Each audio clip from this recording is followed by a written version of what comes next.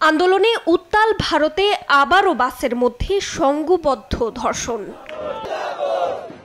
কলকাতায় চিকিৎসক তরুণীকে ধর্ষণের পর হত্যার অভিযোগে যখন বিক্ষোভে উত্তাল গোটা ভারত, তখন দেশটিতে আবারও সামনে এলো বাসে ধর্ষণের বীভৎস খবর। সম্প্রতি উত্তরাখণ্ডের রাজধানী দেরাদুনে একটি পাবলিক বাসের মধ্যে এক অপ্রাপ্তবয়স্ক মেয়েকে ধর্ষণ করা হয়। গেল মঙ্গলবার রাতে মোরাদাবাদ থেকে পাঞ্জাবের দেরাদুনে আন্তঃরাজ্য বাস টার্মিনালে পৌঁছায় 15 বছর বয়সী মেয়েটি। সেখানেই ঘটে এই নৃশংস ঘটনা।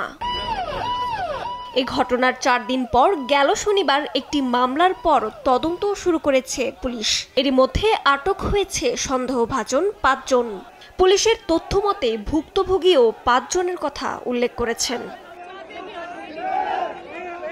এদিকে বেঙ্গালুরু শহরে ঘটেছে আরও একটি মর্মান্তিক ঘটনা। রোববার ভোরে সেখানে এক কলেজ ছাত্রী ধর্ষণের শিকার হন বলে অভিযোগ উঠেছে। ভুক্তভোগী তরুণী বেঙ্গালুরুর একটি কলেজে ডিগ্রি শেষ বর্ষের ছাত্রী। বাড়ি ফেরার পথে এক বাইকারের কাছে সহায়তা চাওয়াই হলো কাল। ওই ব্যক্তিই তাকে ধর্ষণ করে। পরে ওই নারী থানায় গিয়ে অভিযোগ করেন। শিগগিরই দোষীকে গ্রেফতারের আশ্বাস পুলিশের। রজনী রহমান, নিউজ ডেস্ক, দেশ টিভি।